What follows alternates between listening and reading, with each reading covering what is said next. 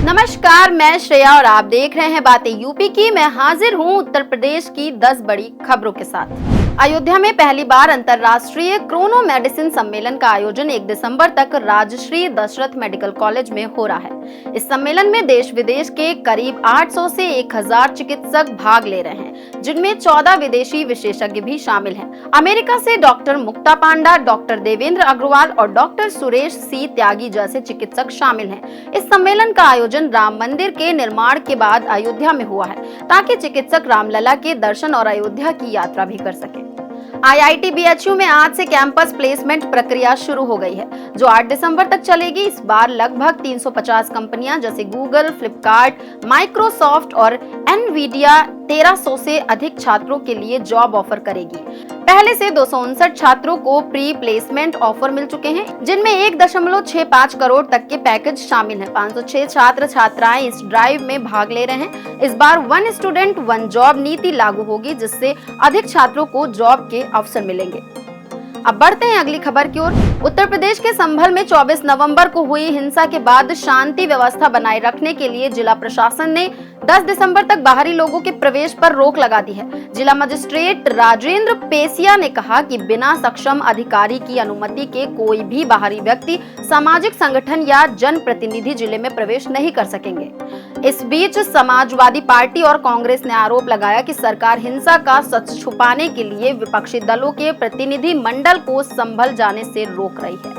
उत्तर प्रदेश विधानसभा को artificial intelligence से lace किया जाएगा, जिससे विधायक और मंत्रियों की कार्यवाही और उपस्थिति की पूरी निगरानी होगी। AI सिस्टम सत्र के दौरान प्रत्येक विधायक की बैठने की अवधि, सवाल पूछने, सक्रियता और योगदान का रिकॉर्ड रखेगा। इससे ये स्पष्ट होगा कि कौन विधायक अपने कर्तव्यों को गंभीरता से निभा रहा है। विधानसभा अध्यक्ष सतीश महाना ने कहा कि ये कदम अधिक सक्रिय और जिम्मेदार विधायकों को प्रोत्साहित करेगा। AI का उपयोग यूपी विधानसभा के 137 वर्षों के रिकॉर्ड को डिजिटल रूप से उपलब्ध कराने में भी किया जाएगा।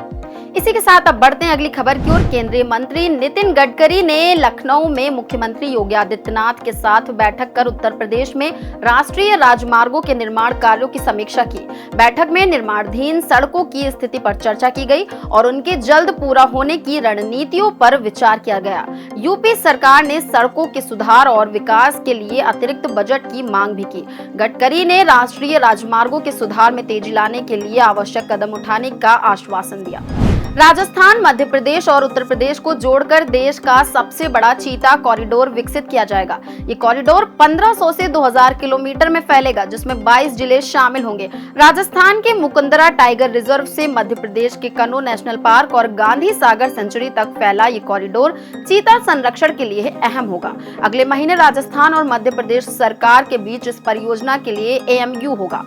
इस योजना से तीनों राज्यों में वन्य जीवों का संरक्षण बढ़ेगा और टूरिज्म संभावनाएं भी विकसित होंगी। महाकुंभ 2025 को वैश्विक स्तर पर प्रचारित करने के लिए प्रदेश सरकार देश भर में रोड शो करेगी। मुख्यमंत्री योगी आदित्यनाथ, उप मुख्यमंत्री केशव प्रसाद मौर्य और ब्रजेश पाठक सहित सभी मंत्री विभिन्न राज्यों में जाकर महाकुंभ का निमंत्रण देंगे। इसके साथ ही कई मंत्री विदेश भी जाएंगे। दिसंबर से इस रोड शो की शुरुआत होगी। सरकार महाकुंभ के माध्यम से प्रदेश की पहचान को स्थापित करने और उसे अंतर्राष्ट्रीय स्तर पर प्रस्तुत करने की योजना बना रहे हैं। रोड शो दिल्ली, मुंबई, बेंगलुरु, कोलकाता, हैदराबाद जैसे प्रमुख शहरों में होगा। अब बढ़ते हैं अगली खबर की ओर। उत्तर प्रदेश राज्य महिला आयोग ने पिंक टॉयलेट और पिंक बूथ की स्थिति सुधारने के लिए निर्देश जारी किए हैं। अब इन स्थानों पर केवल महिलाओं की तैनाती होगी, ताकि अन्य महिलाओं को कोई असुविधा न हो। साथ ही पिंक टॉयलेट्स में सैनिटरी नैपकिन की मशीन भी स्थापित की जाएगी। महिला आयोग की अध्यक्ष बबीता सिंह चौहान ने ये निर्देश मासिक बैठक के दौरान दिए। उन्होंने महिला कल्याण योजनाओं के प्रचार प्रसार के लिए अधिकारियों को जिलों में सूचना पत्र भेजने के भी निर्देश दिए, ताकि अधिक से अधिक महिलाओं को लाभ मिल सके। काशी हिंदू विश्वविद्यालय यानी BHU में PhD एडमिशन प्रक्रिया में अभी 1 सप्ताह की और देरी हो सकती है।